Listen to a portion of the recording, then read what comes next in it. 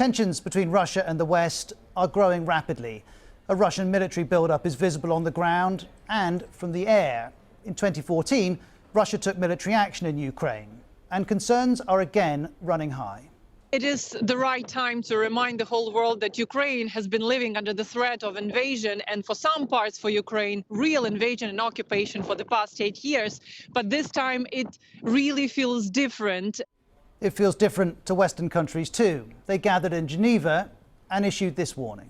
First, we've been very clear that if there is any further Russian aggression in terms of sending Russian forces into Ukraine, there will be a swift, there will be a severe, and there will be a united response.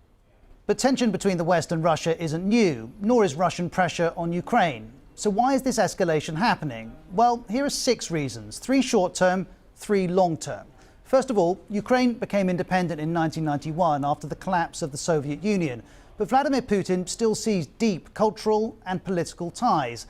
Last year he wrote, "I said that Russians and Ukrainians were one people, a single whole." And as Ukraine's relationship with the West has deepened, so is Putin's determination to stop this from happening.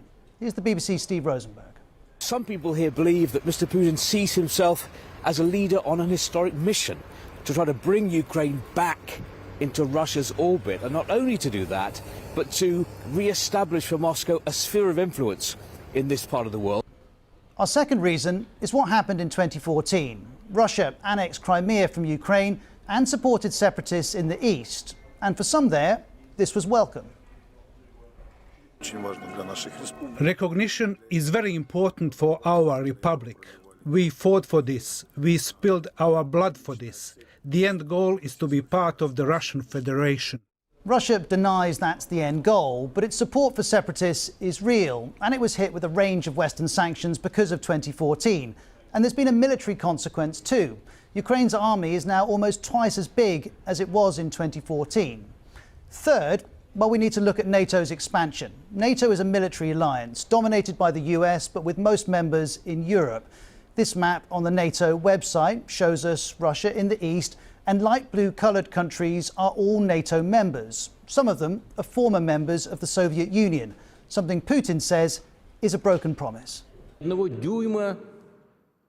won't move 1 inch towards the east, they told us in the 1990s. And what happened? They deceived us. They brazenly tricked us.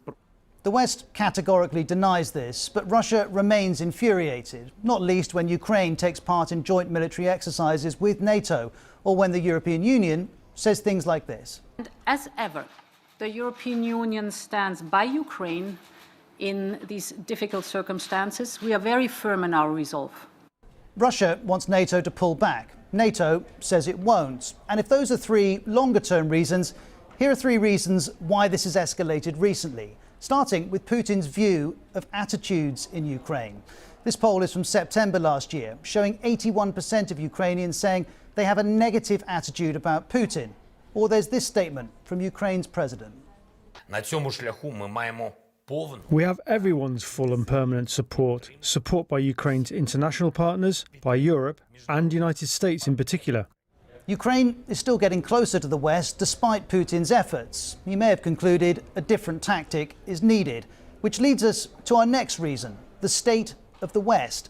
Bruno Massais is of the Hudson Institute, and he's tweeted, "I think 2 developments shaped Putin's decision to intensify the conflict, the Afghanistan debacle and Merkel's departure."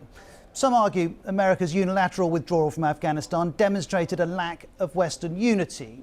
This former Deputy National Security Advisor to President Trump argues whatever happened in Afghanistan had a ripple effect with Ukraine. Russia will think this is my time. America's weak. It's disorganized. Now, of course, Joe Biden wouldn't agree with that. But the West didn't act as one in Afghanistan, nor is it doing so in Ukraine. The US is sending military hardware to Ukraine. Germany isn't.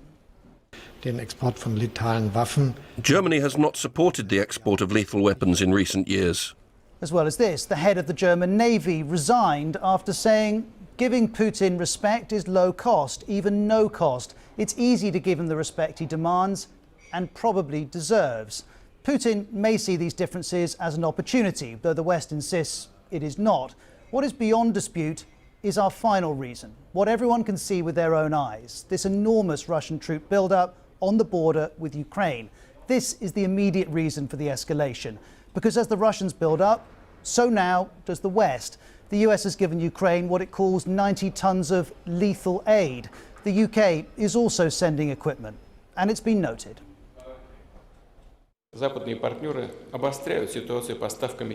Our Western associates are escalating the situation by supplying Kiev with lethal modern weapons, conducting provocative military manoeuvres in the Black Sea and in other regions near our borders. For years, the two worldviews of the West and Russia have clashed. Now that risks taking on a military dimension. Both argue the other is wrong, both argue the other must give ground. And Ukraine has become the issue on which to test the strength of their arguments and their military.